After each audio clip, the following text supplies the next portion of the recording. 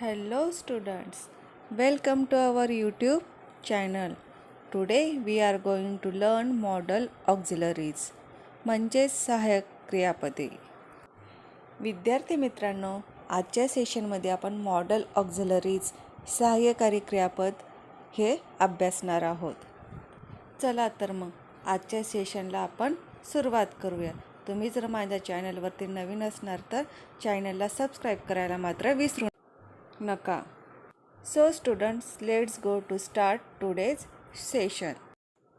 There are 24 auxiliary verb, helping verb, ज्याला आपण मराठीत सहाय्यक क्रियापद असे म्हणतो इन इंग्लिश. म्हणजे इंग्रजी भाषेमध्ये एकूण 24 ऑक्झिलरी वर्ब हे आहेत. त्यातील 11 प्रायमरी ऑक्झिलरी वर्ब, त्या 24 पैकी 11 हे प्राथमिक सहाय्यक क्रियापदे आहेत आणि 13 मॉडल ऑक्झिलरीज आणि त्यातील 13 हे मॉडल ऑक्झिलरीज म्हणजे अभिवृत्तीदर्शक सहाय्यक क्रियापदे आहेत. मग प्रायमरी ऑक्झिलरीज आणि मॉडल ऑक्झिलरीज नेमके कोणकोणते ते आपण पहिले अभ्यासू, म्हणजे तुमच्या पूर्णपणे लक्षात येईल की ऑक्झिलरी वर्ब कोणकोणते आहेत. मग विद्यार्थी मित्रांनो, सगळ्यात जो पहिला पॉईंट आहे प्रायमरी ऑक्झिलरीज, प्राथमिक सहाय्यक क्रियापदे, तो आपण सुरुवातीला अभ्यासू. ते नेमके कोणते आहेत ते आपण बघू.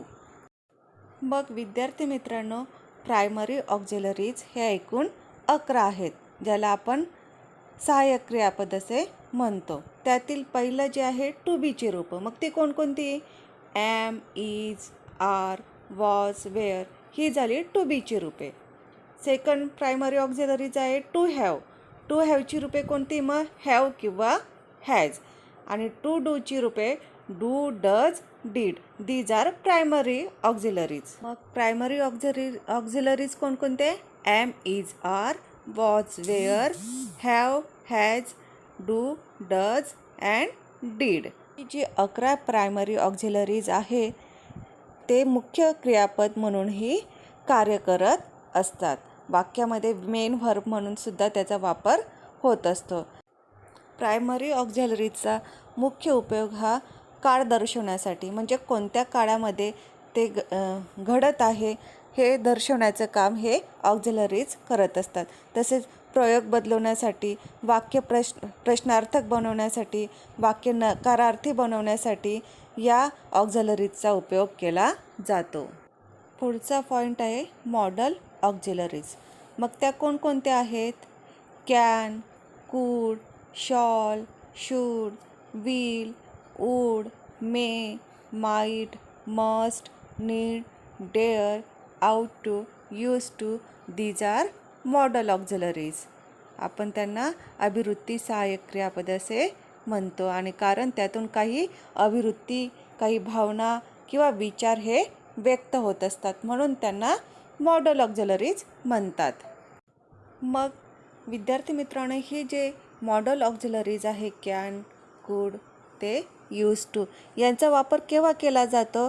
तर हे सर्व मॉडल ऑक्झिलरीज मुख्य क्रियापदाच्या मेन व्हर्बच्या आधी येत असतात आणि त्यानंतर येणारे मुख्य क्रियापद मेन व्हर्ब हे बेस फॉर्ममध्ये असतं, म्हणजे मूळ रूपामध्ये मुख्य क्रियापद हे येत असतं.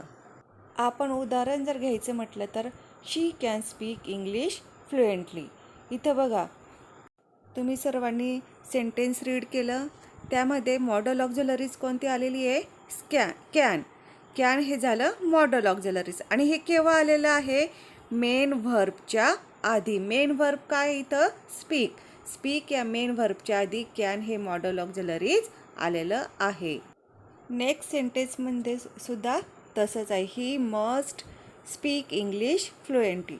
मस्ट काय झालं? मॉडल ऑक्झिलरीज, आणि स्पीक या मेन व्हर्बच्या आधी ते मॉडल ऑक्झिलरीज आलेलं आहे. म्हणजे तुमचा पहिला नियम लक्षात आला ना, की मॉडल ऑक्झिलरीज हे मुख्य क्रियापदाच्या आधी व त्यानंतर येणारे मुख्य क्रियापद मूळ रूपामध्ये हे येत असतं. नंतर दुसरा नियम आहे, मॉडल ऑक्झिलरीज हे डिफेक्टिव्ह व्हर्ब्स आहे, त्यांचा स्वतंत्रपणे उपयोग करता येत नाही. आणि थर्ड रूल इज 13 पैकी 2 जे मॉडल ऑक्झिलरीज आहे नीड व डेअर ही मार्जिनल ऑक्झिलरीज आहेत, कारण की ती सहाय्यक क्रियापदे म्हणून व मुख्य क्रियापद म्हणून दोघंही ठिकाणी त्याचा वापर करता येतो. मग विद्यार्थी मित्रांनो, मॉडल ऑक्झिलरीजमधून कोणता अर्थ, भाव, अभिवृत्ती व्यक्त होते हे पाहण्यासाठी खालील जो चार्ट दिलेला आहे त्याचा आपण अभ्यास करूया. विद्यार्थी मित्रांनो, आता तुमच्या समोर स्क्रीनवरती मॉडल ऑक्झिलरीज दिलेले आहे. ते मॉडल ऑक्झिलरीज कोणकोणते आहेत, त्यांचा वाक्यामध्ये कशा प्रकारे त्या मॉडल ऑक्झिलरीजचा अर्थ होतो ते आपण बघणार आहोत. प्रत्येकाने ते चार्टवरील जे मॉडल ऑक्झिलरीज आहे आणि त्यांचा जो अर्थ आहे तो नीट लक्षात ठेवायचा आहे, वहीमध्ये लिहून घ्यायचं आणि पाठांतर करायचे, जेणेकरून तुम्हाला केव्हाही ते तुमच्या लक्षात राहील. मग चार्टमध्ये पहिलं जो मॉडल ऑक्झिलरीज कोणती आहे, कॅन. कॅनचा आपण सेंटेन्समध्ये कशा प्रकारे यूज करू शकतो, कॅनचा ॲबिलिटी, पॉसिबिलिटी, कॅपॅसिटी किंवा रिक्वेस्ट म्हणून या मॉडल ऑक्झिलरीजचा यूज आपण करू शकतो. त्यालाच मराठीमध्ये मग ॲबिलिटीला काय म्हणतो आपण, क्षमता. पॉसिबिलिटी समर्थकता, कॅपॅसिटी शक्यता आणि रिक्वेस्टला आपण विनंती म्हणतो. अशा प्रकारे कॅनचा उपयोग आपण सेंटेन्समध्ये करू शकतो. नंतर आहे कूड. कूडचा देखील ॲबिलिटी म्हणजे क्षमता, पॉसिबिलिटी समर्थकता, कॅपॅसिटी शक्यता आणि रिक्वेस्ट विनंती म्हणून कूड या मॉडल ऑक्झिलरीजचा आपण उपयोग करू शकतो. I can speak English. जर वर्तमान काळामध्ये असेल तर कॅनचा वापर करतो, भूतकाळ असेल तर आपण कूड या ऑक्झिलरीचा वापर. नंतरचं मॉडल ऑक्झिलरीज आहे मे. मे आपण पॉसिबिलिटी किंवा परमिशनसाठी, शक्यता किंवा परवानगीसाठी आपण मे या मॉडल ऑक्झिलरीजचा यूज करत असतो.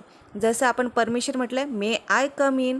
आपण इथे मेचा उपयोग कशासाठी केला मॉडल ऑक्झिलरीजचा, तर परमिशनसाठी, मी आत येऊ का, त्यासाठी मे या मॉडल ऑक्झिलरीजचा आपण यूज केला. नंतर माईट, तेच सेम पॉसिबिलिटी किंवा परमिशन, शक्यता किंवा परवानगीसाठी आपण माईट या मॉडल ऑक्झिलरीजचा यूज करतो. नंतर मस्ट अँड आउट टू, कशासाठी, कंपल्शन्स, ऑब्लिगेशन, मॉरल ड्युटी आणि एक्सपेक्टेशन, म्हणजे सक्ती असेल, आवश्यकता असेल, बंधनकारकता असेल, कर्तव्य असेल किंवा निश्चितता असेल, तेव्हा मस्ट किंवा आउट टू या मॉडल ऑक्झिलरीजचा आपण वापर करत असतो. नंतर आहे विल किंवा शॉल. या मॉडल ऑक्झिलरीजचा यूज केव्हा केला जातो, सर्टन्टी असेल, फ्युचर इव्हेंट असेल, वॉर्निंग असेल किंवा रिक्वेस्ट असेल. काही इशारा असेल, विनंती करायची असेल, काही सूचना द्यायची असेल, आज्ञा करायची असेल तर आपण विल किंवा शॉल या मॉडल ऑक्झिलरीजचा यूज हा सेंटेन्समध्ये करत असतो. नंतर आहे शूड. शूडचा ॲडवाईससाठी, सल्ला देण्यासाठी आपण करतो. सजेशन, उपदेश देण्यासाठी आपण. ऑब्लिगेशन, बंधन असेल किंवा कंपल्शन असेल, सक्तीसाठी आपण शूड या मॉडल ऑक्झिलरीजचा यूज आपण सेंटेन्समध्ये करत असतो. नंतर वूड या मॉडल ऑक्झिलरीजचा यूज केव्हा करतो, habitual action in the past. भूतकाळातील सवयीची जेव्हा क्रिया दर्शवायची असेल आपल्याला, तेव्हा वूड या ऑक्झिलरीजचा यूज आपण करत असतो. यानंतरची नेक्स्ट मॉडल ऑक्झिलरीज आहे यूज टू. यूज टू या मॉडल ऑक्झिलरीजचा यूज आपण केव्हा करतो, habitual action in the past. भूतकाळातील सवयीची क्रिया जेव्हा सेंटेन्समध्ये दर्शवलेली असेल तेव्हा यूज टू या मॉडल ऑक्झिलरीजचा यूज आपण करत असतो. नंतरचे मॉडल ऑक्झिलरीज आहे नीड. नेसेसिटी, गरज किंवा आवश्यकता दर्शवण्यासाठी सेंटेन्समध्ये नीड या मॉडल ऑक्झिलरीजचा यूज आपण करत असतो.